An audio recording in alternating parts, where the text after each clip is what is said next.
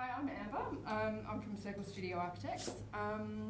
We respectfully acknowledge the traditional owners of this land in which we stand, the Wurundjeri and Wurundjeri peoples of the Kulin Nation.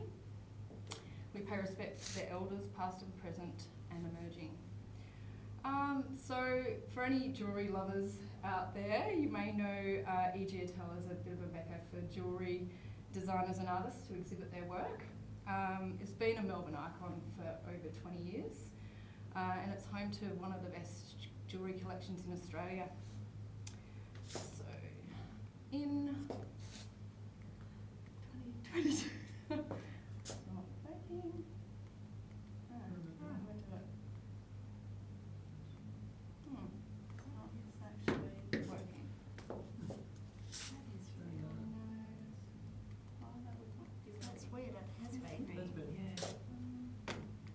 It's definitely on. Just put the time. Is it not a, do you think, Oh, it's it's definitely on. on. Should we turn it off and on just in case? Try again, just in case. Oh, That's I the need to pointer. point at it. That's the pointer. The pointer was on. That's annoying. Try pointing it at the laptop instead. Or no, not working. No. Shall I get that? Sorry about that, Amber. If I can just do page down, that might be fine. Yeah, that'll be fine. Okay. So yeah, in 2022, the business relocated from a basement location into a street level location on Little Collins Street. So as you can see from the basement, the existing store, it's quite dark and gloomy. There's no sort of visual access to the street at all. So the new street level location is on Little Collins Street. It's a 90 square metres GFA with a double height void and mezzanine. As you can see, it was chosen specifically for that street context in the top right corner there. I actually attended, we were taken on quite early in the process, so I attended some openings for different stores with the client, and this was chosen specifically for that street context connection. So e.g.etal's philosophy is that jewellery can define our identity in a fragmented world. It can anchor us in reassuring traditions. So a large screen display plays on the idea of oversized jewellery boxes and geometric pendants, which both house the bespoke pieces and signals to the passerby that something precious is inside. So the display screen also intends to provide a calm space to digest and ponder at leisure, protected from the busy, fragmented world beyond. So drawing from the qualities of handcrafted jewellery, individual fragments are unified in a bold screen which invites curiosity and provides the store with a new street level identity. So it draws upon the materiality and tectonic of jewellery and transforms from something that adorns the body to something that adorns the building. So delicate materials, geometric forms are translated from the micro into the macro, into the urban scale. So it aims to transfer the company's core values of quality and technique into the design itself. It seeks to make an urban contribution by taking advantage of the street and the big front windows at the front, we created a large steel display that engages with the public domain. So as you can see in the bottom diagram there, there's visual access to Russell Street and basically west and east of Little Collins as well, which is a big difference to where they came from.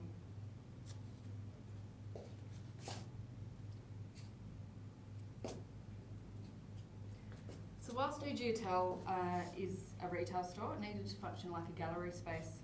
So as you can see in the floor plan, we've lined showcases all around the outside of the floor plan.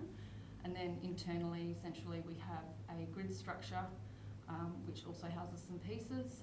The square, sort of number 4, is the consulting table. So this is the space where people can sit. It's the area where a lot of the higher end pieces are, so engagement rings, that sort of thing. The warmth of the terracotta tiles and terrazzo all imbue a sense of calm and comfort in the space and allow clients to move through slowly with ease. So it was imperative that clients could relax and feel comfortable enough to make intimate decisions in this area.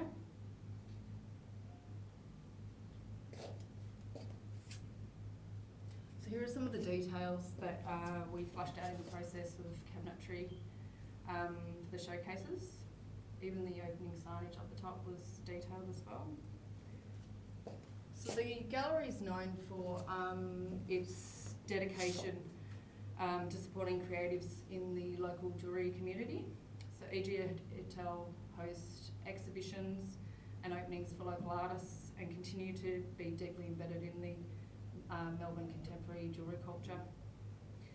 So to support this, the floor plan created special moments for interaction and connection during these times. Our goal was to champion the talent and culture of art jewellery design in Melbourne. So adaptive reuse was required to reduce demolition waste as well, therefore reducing the embodied energy in the new design. So many of the display units from the old store, as you can see on the side walls, were all reused, repainted. Some glass, new glass put in, but apart from that, most of it was reused. The grid structure from the middle, as you can see on the left, that's the old existing store. We've repowder coated that, as well as the table for the consulting area.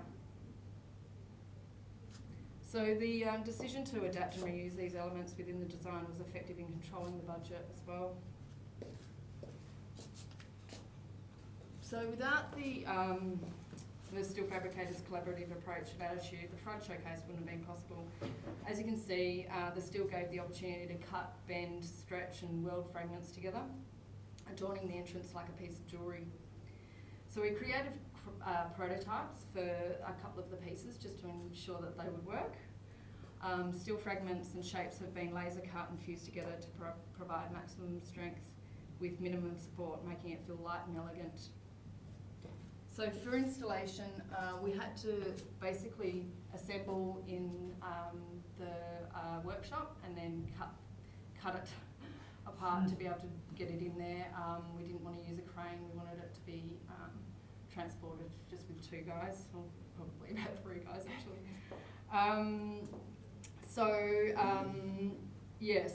It all had to be drawn. I had to say where I wanted the joins to be. It was a bit of a task. So the choice of steel though emulates the delicate nature of the jewellery due to its ability to create thin profiles. There is also a sense of quality as a result of the material choice as well. So ambience lighting and the electrician were instrumental in providing lighting plan design. It was imperative that the lighting in the space enhance the jewellery. So collaboration with the builder and other consultants was key to meeting the gallery opening deadline. There are a lot of issues with COVID and consultant sickness and all that, as a lot of the projects, I'm sure. So a key driver for the gallery location was to provide a workplace and environment for clients and staff to promote wellbeing. The impacts of working in a basement for the staff and the fit out was evident right from the onset. So it was important to have that engagement for their mental wellbeing. The transparency of the front showcase allows for vistas through to the street from the counter and gallery spaces, supporting this healthy work environment, but it also provides a bit of security for people who are in the store buying something that is quite private as well. Or if you want to wrap it up. Yeah, sure. And the front window screen is essentially the hero of the project. It defines e.g.etal's identity, embedding its logo in the screen, and offers connection to the world beyond. More so, the qualities and property of the steel enhance the qualities of the jewellery.